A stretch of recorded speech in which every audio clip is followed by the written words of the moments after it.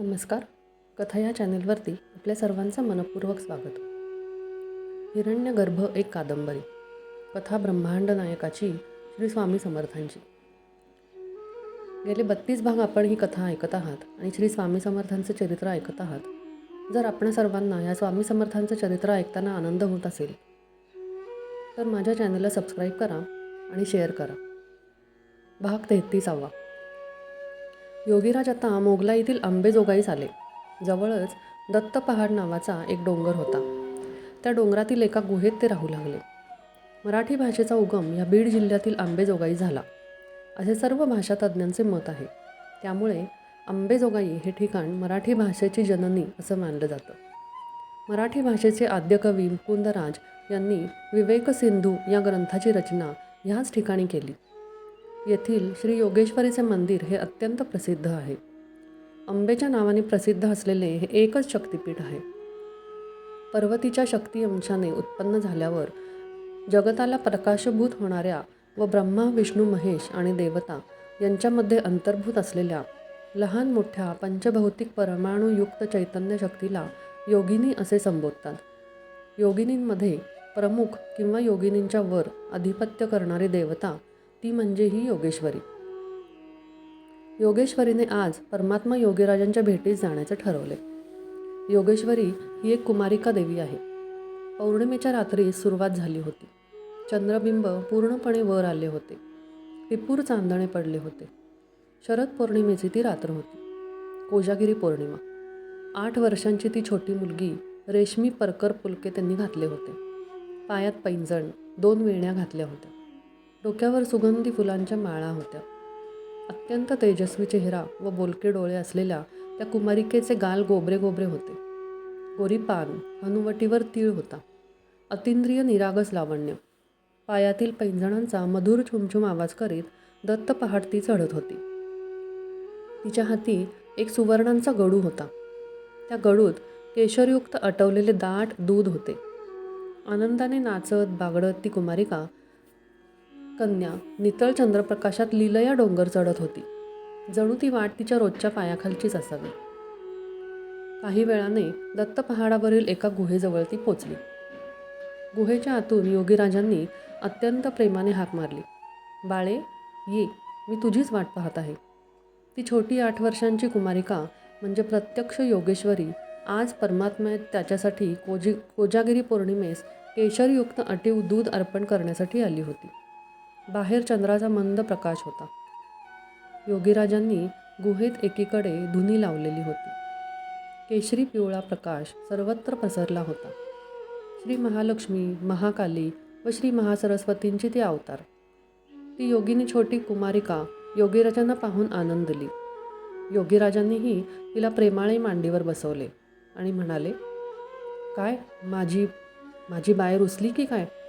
आज काय आणलंय माझ्यासाठी? योगेश्वरीनेही लाडक्या रागाचा बहाणा केला व हातातील सोन्याचा गडू योगीराजांच्या हातात दिला.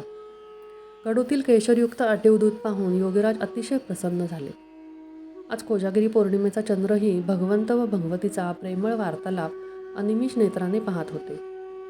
आत्तापर्यंत या चंद्रबिंबाने अनंत कोजागिरींच्या पौर्णिमा पाहिल्या होत्या, परंतु आजची कोजागिरी ही विशेष होती.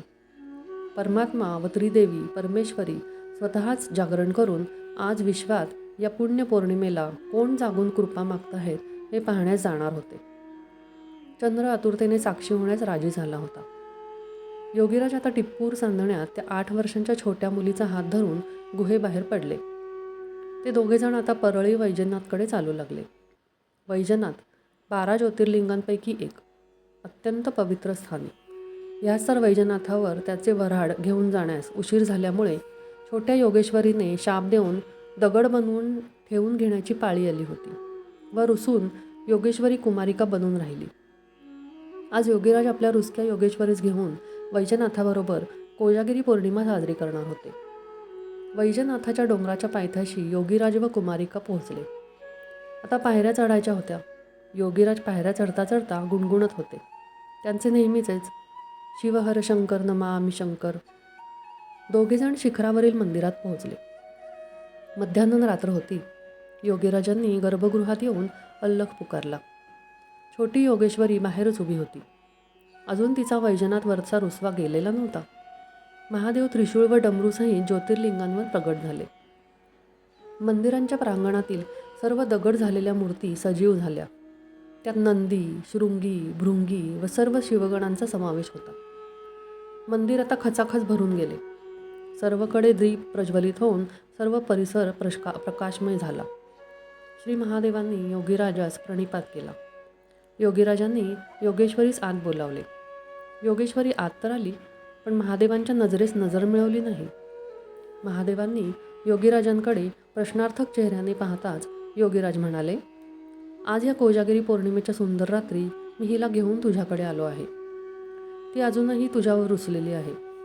आज माझ्या या छोट्या मुलीचे तू कौतुक करून तिचा रुसवा दूर करायचा आहेस. योगेश्वरीच्या चेहऱ्यावर स्मित उमटले.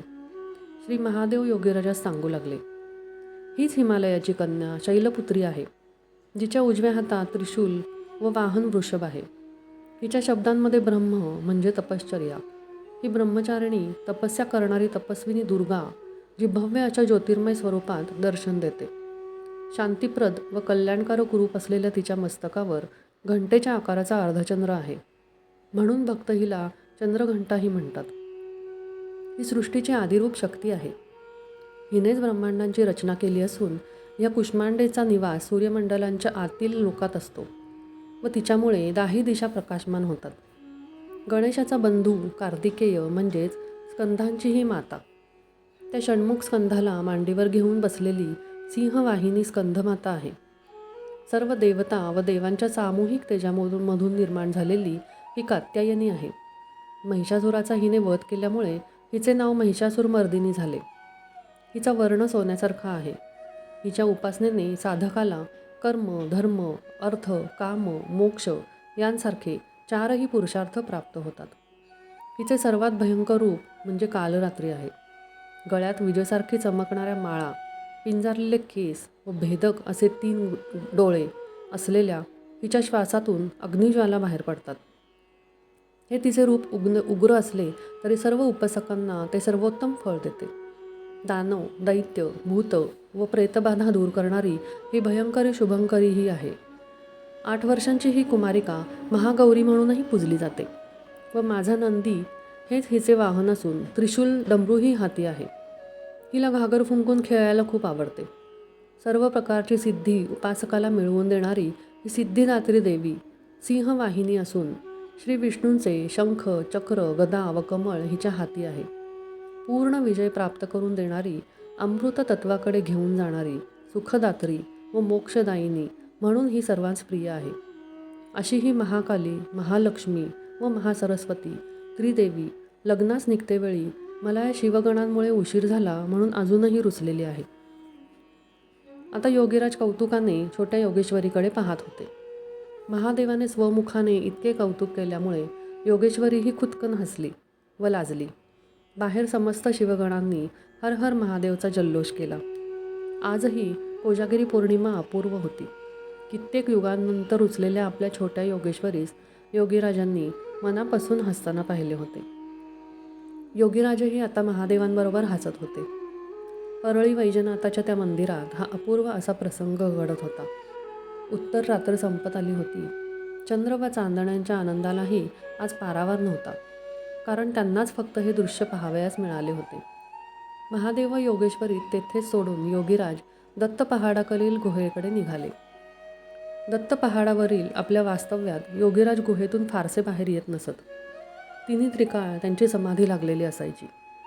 एकदा एक अत्यंत गरिबीने गांजलेला परंतु सात्विक असा एक माणूस दत्त पहाडावरील जंगलात भटकत होता. त्याचे नाव हरिभाऊ होते. संध्याकाळी तिन्ही सांजेच्या वेळेस दत्त पहाडावर फिरत असता त्याला डोंगरातील एका भागातून प्रकाशाचा झोत वर जाताना दिसला. संध्याकाळच्या त्या वेळी तो प्रकाशाचा झोत फारच अद्भुत दिसत होता. हरिभाऊंचे कुतूहल जागे झाले व ते प्रकाशाच्या झोताचा उगम शोधण्यास निघाले. काही वेळ शोधाशोध केल्यावर त्याला असे आढळून आले की तो प्रकाशाचा जो झोत आहे तो योगीराज ध्यानस्थ बसलेल्या गुहेमधून आकाशाकडे सरकतो आहे. त्याने गुहेच्या आत बसलेल्या योगीराजांना पाहिले. त्यांची मुद्रा व त्यावरील तेज पाहून हरिभाऊंनी जाणले की हे कोणी सिद्ध महात्मा येथे तपास बसले असावेत. हरिभाऊंस या सिद्धाची काही सेवा आपल्या हातूनही घडावी असे वाटू लागले. परंतु काय करावे हे सुचेना. त्यांनी हळूवारपणे गुहेत झाडलोट केली. त्यांच्याजवळ जो भाकर तुकडा तळलेला होता, वाळलेला होता, तो एका झाडाच्या पानावर योगीराजांसाठी ठेवला. बराच वेळ वाट पाहून योगीराज समाधीतून बाहेर येत नाहीत हे पाहून नमस्कार करून ते परत गावात निघत होते. दुसऱ्या दिवसापासून हरिभाऊ रोजच दत्त पहाडावर येऊन योगीराजांची सेवा म्हणून झाडलोट करी व आपल्याजवळील चतकोरातला नितकोर योगीराजांसाठी ठेवून जाई. हरिभाऊ एकटाच राहायचा. त्याला आईवडील नव्हते. म्हातारा झाल्याने गावात कामही मिळत नव्हते. कोणी काही खायला दिले, दया येऊन तरच मिळे. तरीही हरिभाऊने योगीराजांची सेवा सोडली नाही. त्यांच्या सेवेचा दिनक्रम चालूच राहिला. ते जेव्हा जेव्हा योगीराजांच्या गुहेत जाई तेव्हा तेव्हा योगीराज समाधीतच असत व त्यांची व योगीराजांची भेट व वार्ता कधीच होत नसे. असेच दिवस चालले होते. हरिभाऊंची परिस्थिती अजूनही बिघडली होती. शरीर साथ देत नव्हते. कपडेही फाटके तुटके असत. गावातील काही लोकांना आता दत्त पहाडावरील ध्यानस्थ असलेल्या योगीराजांबद्दल माहिती झाली होती. काही लोक कुतूहलाने दर्शनास जात. एके दिवशी हरिभाऊ योगीराजांच्या गुहेत सेवेसाठी गेला असता अचानक त्यांनी डोळे उघडले. हरिभाऊस खूप आनंद झाला. त्यांनी योगीराजांना वंदन केले. योगीराजांनीही त्यास प्रेमपूर्वक आशीर्वाद दिला व म्हणाले की येत्या पौर्णिमेला चंद्रोदय झाल्यावर गावातील लोकांना सांग की मी आता येथून पुढच्या भ्रमणात जाण्यापूर्वी कृपा करू इच्छितो. तेव्हा सर्वांनी जमावे. हरिभाऊने त्याप्रमाणे गावात दवंडी पिटली. सर्व लोक आश्चर्य करीत होते की हे साधू अशी काय कृपा करणार आहेत. पौर्णिमेचा दिवस उजाडला. संध्याकाळनंतर चंद्रोदय झाल्यावर 100-150 गावकरी गुहेबाहेर जमा झाले. त्यात फाटके कपडे घातलेला, चेहरा धुळीने माखलेला, अंगी त्राणही नसलेला हरिभाऊही होता. 1-2 तास लोक गुहेबाहेर ताटकळत होते. चंद्र बराच वर आला होता. योगीराज गुहेबाहेर आले व जवळच असलेल्या एका लहान टेकडावर उभे राहिले. 7 फूट उंच तेजस्वी योगीराज त्या नितळ चंद्रप्रकाशात जमलेल्या सर्व लोकांना उद्देशून बोलू लागले. माझा दत्त पहाडावरचा मुक्काम संपवून मी पुढे भ्रमणास निघणार आहे. तत्पूर्वी तुम्हापैकी कोणी कृपा घेण्यास तयार असेल तर त्यास ती देऊन पुढे मी निघणार. सर्व लोक विचार करू लागले की कृपा म्हणजे नक्की असे काय करणार आहेत हे साधू महाराज. परंतु जोपर्यंत काय देणार हे कळत नव्हते तोपर्यंत कुणीच पुढे येऊन कृपा घेण्यास तयार होत नव्हते. वेळ आली होती. वृद्ध हरिभाऊस हे कळले होते की जे काही योगीराज कृपा म्हणून देतील ते चांगलेच असेल. हरिभाऊ पुढे झाला व म्हणाला, महात्मन, मी कृपा घेण्यास तयार आहे. योगीराज म्हणाले की ज्याच्या शरीरावरचा व ह्या जीवनातील सगळ्यावरचाच मोह सुटून ज्यास फक्त भगवंताचीच आस उरली आहे असा माणूसच मी येणाऱ्या कृपेस पात्र असेल. सर्व लोक चपापले. जो तो आपले अंतरंग तपासू लागला. सगळेजण आता वृद्ध हरिभाऊंकडे पाहू लागले. हरिभाऊन हात जोडून टेकडाच्या खाली उभे होते. धुळीने माखलेल्या चेहऱ्यावर अश्रू ओघळत होते. योगीराजांनी परत एकदा हरिभाऊस विचारले की खरेच तू कृपा घेण्यास तयार आहेस का व तुझा शरीरावरचा मोह सुटला आहे का. हरिभाऊ थरथरत्या आवाजात उत्तरला, हे महात्मन, माझे काहीही होवो, परंतु मला परमेश्वराची कृपा हवीच आहे. योगीराज प्रसन्न मुद्रेने हरिभाऊंचे म्हणणे ऐकत होते. योगीराजांनी इतर लोकांस दूर सरकायला सांगितले व आपला उजवा हात पुढे करून तर्जनी हरिभाऊंच्या दिशेने रोखली. अघटित प्रकार आता जमलेल्या सर्व गणांना पाहायला मिळत होता. हरिभाऊंचे शरीर हवेत उचलले जाऊ लागले. साधारण 40 फूट हरिभाऊंचे शरीर उचलले जाऊन ते तरंगत होते. सर्व लोक विस्मयाने डोळे फाडून पाहत होते. हरिभाऊंच्या हवेत उचललेल्या शरीरातून आता ठिणग्या उडू लागल्या. शरीराला आग लागली. शरीरातील रक्त, अस्थी, मांस व सर्व जळायला लागले. काही क्षणातच सर्व शरीराची राख होऊन जमिनीवर पडली. हरिभाऊंवर काही क्षणातच योगीराजांनी कृपा करून मोक्ष दिला होता. योगीराजांनी उचललेला हात आता खाली केला होता. प्रसन्नतेने ते गुहेकडे वळले. जमलेल्या सर्व लोकांचा ती असीम कृपा पाहून थरकाप उडाला होता. त्यांची कोणाचीही अशी परमात्म्याची कृपा घेण्याची मनाची तयारीही नव्हती व लायकीही नव्हती. लोक गावाकडे परतू लागले. योगीराजांचे दत्त पहाडावरील काम झाले होते. कृपाकर भक्तवत्सल, भक्तजन सुरतरू योगीराजांचा जय जयकार असो. भाग 33 समाप्त. धन्यवाद.